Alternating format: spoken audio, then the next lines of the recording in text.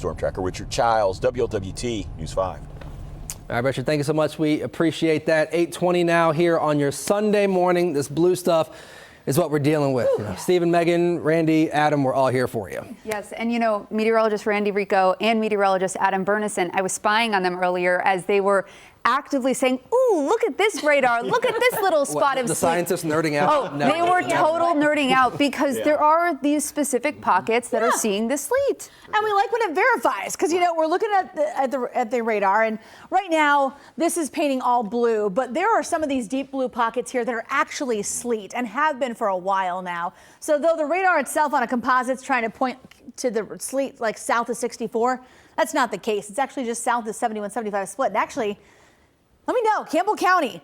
Adam and I were just like, ooh, I think it's sleeting there too. Let us know if you're getting sleet mixed in. So we're going to kind of show you. It's fun for us. Come on. It's a snow day. We love. And it should be fun if you are staying home. Obviously, those that do have to head out, essential workers heading to places, you know what? Take your time, go slow because we have a lot of snow in the area. Snowfall totals already starting to push above 6 to 9 inches of snow in some locations. As we take a look at the radar right now, again, the radar is trying to show all of this as blue, meaning snow, but there are some areas dealing with some sleet this morning. Those places will end up with lower snowfall totals. As we take a look at the radar over the last hour, you can see the snow kind of making its way off from southwest to northeast, and this is going to continue. Right now, it's at kind of a light to a moderate clip across the area, though there are some spots where sleet is an issue. In fact, I'll kind of zoom on in here.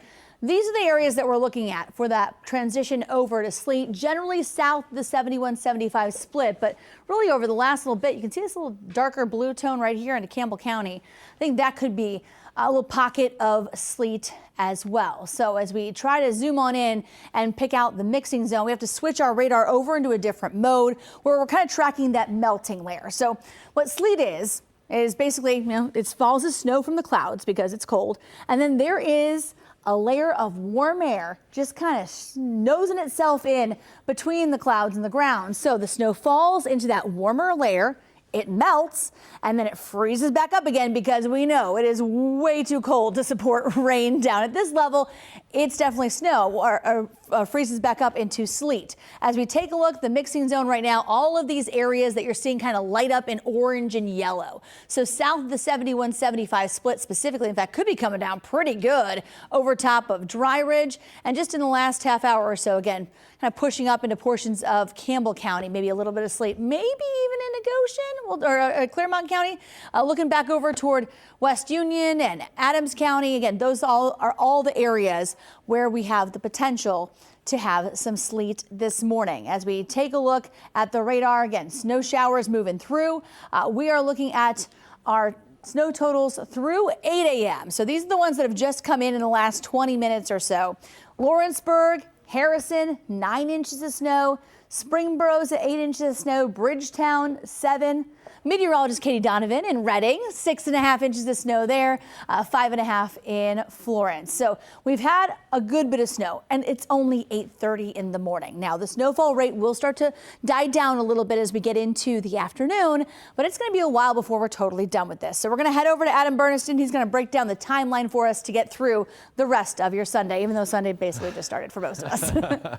Yeah, we have been dealing with it here for a good part of this morning, Randy, as you mentioned, and still a good bit to go. So kind of walking through this weather alert timeline for today. This morning, as we've already been seeing, heavy snowfall out there, hazardous road conditions. We've had 2 cars go off in northern Kentucky on 71-75, one near the Cut in the Hill and then another near 12th Street. I just was looking at the cameras. We have another one stuck at Euclid Street near the Kenwood exit as you're getting up there through the not the Cut in the Hill, but another hill through 71 northbound. So a lot of issues out there on the roadways this afternoon. Doesn't get much better for us. Still some heavy pockets of snow mixed with sleet. And by this evening, we'll finally see some relief, but that doesn't mean good roadways. It just means that road crews will finally be able to hopefully catch up with all of this heavy snowfall rates out there. So we'll continue to see that mixing down basically where we've been seeing it currently, as Randy was kind of breaking down that mixing radar there. And then as we head through this afternoon, evening, we could see some spots of lighter snow, some breaks, but also those heavy pockets, kind of banding of heavy snowfall that continues through this afternoon into the early evening. It's not really till 6, 8, 9 o'clock that we finally see this snow kick out of the region. And as we were talking about snowfall totals through 8 a.m., many areas already getting in towards 8, 10 plus inches of snowfall around the area. Behind all of this comes the Arctic air. Wind chills well below zero Monday and Tuesday as we basically stay in the teens all week long. So we'll have much more of these tracks coming up. Stephen? Thank you, Adam. Leading the way with team coverage this morning as we